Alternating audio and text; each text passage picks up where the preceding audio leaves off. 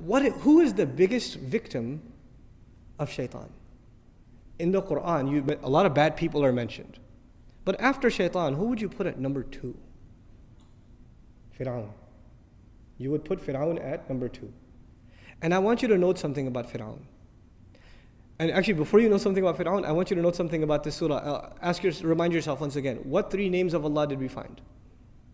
Rabbin Nas, Malikin Nas, Ilahin Nas.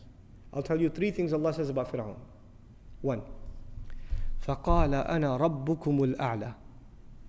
What did he say about himself? I am Rabb. The biggest waswasa of shaitan, what you're supposed to attribute to Allah, he attributed to himself. Rabb. Listen to another ayah from Fir'aun. أَلَيْسَ لِي مُلْكُ مِصْرَ, pertaining to Fir'aun rather. أَلَيْسَ لِي مُلْكُ مِصْرَ وَهَذِهِ الْأَنْهَارُ تَجْرِي مِنْ تَحْتِي. Don't I own the kingdom of Misr?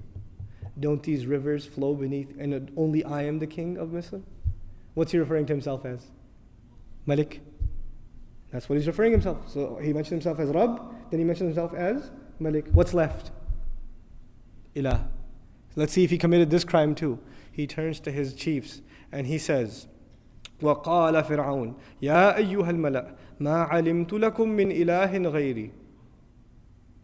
My generals, listen up. I don't know of any other ilah for you other than myself. For Fir'aun, we find himself declaring 3 things for himself. Rububiyyah, Mulk, and Uluhiyyah. All 3 for himself. Rabb, Malik, Ilah. We find this sampling that Allah has given us in the Quran is very important. It shouldn't be overlooked. And it's not just for you and I to say, oh man, Fir'aun, la'anahullah, what a loser. But there's something here.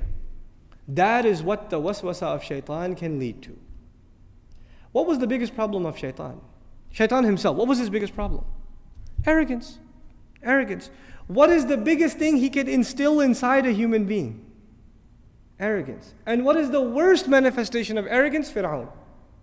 But you don't have to reach Fir'aun to be worried that you're headed down the same road that leads to Fir'aun. Today we are not living in a time where people declare themselves gods over others. But we are living in times where people declare themselves gods over themselves. They declare themselves their own master. I am my own man. I am my own master. They declare themselves their own king. King of the house. King of my territory. King of my domain. They declare themselves their own ilah. Their own hawa, their own desires become their ilah. أَرَأَيْتَ مَنِ اتَّخَذَ إِلَهَهُ هَوَاهُ. Did you see the one who takes his desires and turns them into his ilah? Even. We're living in times where we can each turn into mini Fir'aun without even realizing it. We don't have to have large castles and fight with messengers and be arrogant, outspoken against Allah Azza wa Jal. But that concept of ego that is crushed in the beginning of this surah by you openly saying, I need protection.